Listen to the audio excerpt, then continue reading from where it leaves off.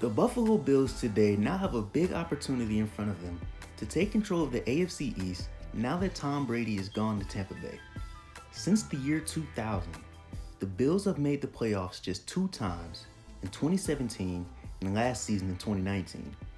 With Josh Allen at quarterback, along with a second-ranked defense, they were able to go 10-6 and finish second in the AFC East. This allowed them to play the Houston Texans in the wild card. At one point in the game, they were up 16-0, but they allowed the Texans to come back and win the game in overtime 22-19. It was their game to lose, and although I don't think they would have beat the Chiefs in the divisional round, I wanted them to beat Houston because it would have been their first playoff win since the 1995 season.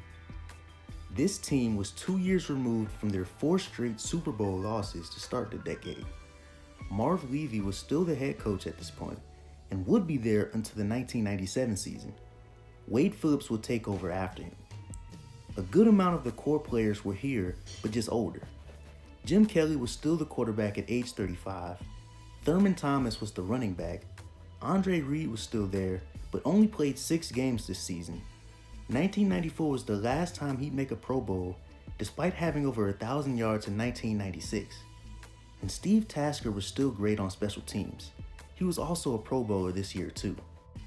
With Wade Phillips in his first season as defensive coordinator for the Bills, the defense had new faces in comparison to the last team that went to the Super Bowl. Players such as Bruce Smith and Cornelius Bennett, along with Phil Hansen, Matt Darby, and Thomas Smith were there, but Bryce Popp would be picked up. Bryce Popp would spend 5 years in Green Bay before joining Buffalo. A 17.5 sack season would also allow him to win Defensive Player of the Year. While in Buffalo, he would make 3 straight Pro Bowls along with an All-Pro selection. Bruce Smith and Bryce Popp would be the only Pro Bowl players on defense for this team. 1995 was the team's 26th season in the NFL. Head coach Marv Levy dealt with prostate cancer during the season. The Bills would still finish 10-6 and win the AFC East. This was during a time where the division had 5 teams instead of 4, and the Indianapolis Colts was that 5th team. Oh, and I also forgot to mention that Scott Mr. Wide Right Norwood was nowhere to be found on this team either. This team had the 13th ranked offense and the 12th ranked defense. This Bills team had 4 Hall of Fame players, which should really be 5 actually. Steve Tasker deserves to be there in my opinion. The Bills' first round pick in this draft this year was offensive guard Reuben Brown out of Pittsburgh. He would go on to be a 9-time Pro Bowler and a 4-time second-team All-Pro for the Bills and later the Chicago Bears. When you look at the Bills roster of last season, most of the players were born in the early to mid-90s, so they were very young around this time.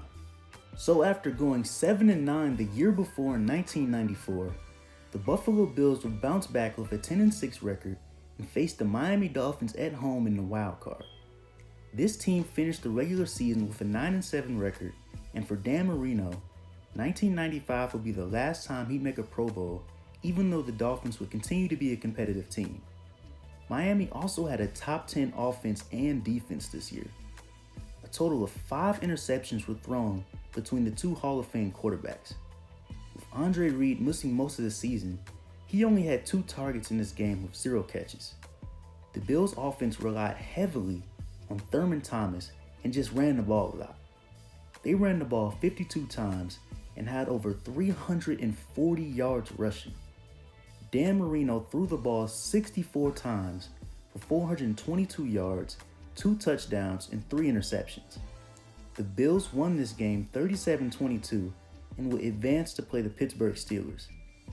This was Don Shula's last game as coach of the Dolphins, as well as the Buffalo Bills' last playoff win.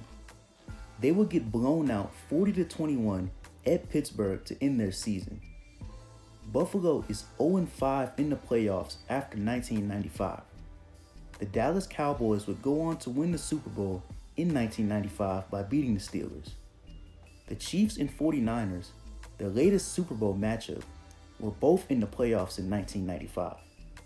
The Chiefs, even with a 13-3 record, failed to make it past the second round.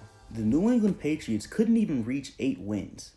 The Cincinnati Bengals actually had the number 1 pick again, just like today, but it was through a trade with the Panthers. Brett Favre would win MVP this year and would lead the Green Bay Packers to a Super Bowl win over the Patriots the following year. 1995 was also the first year without Joe Montana in the league. Just imagine if the Bills won all 4 of their Super Bowls, or just maybe 1 or 2, and how differently people would view Jim Kelly and the Buffalo Bills. Thank you for watching the video. If you liked the video, like and comment when you think the Buffalo Bills will win another playoff game, and if you like me, subscribe.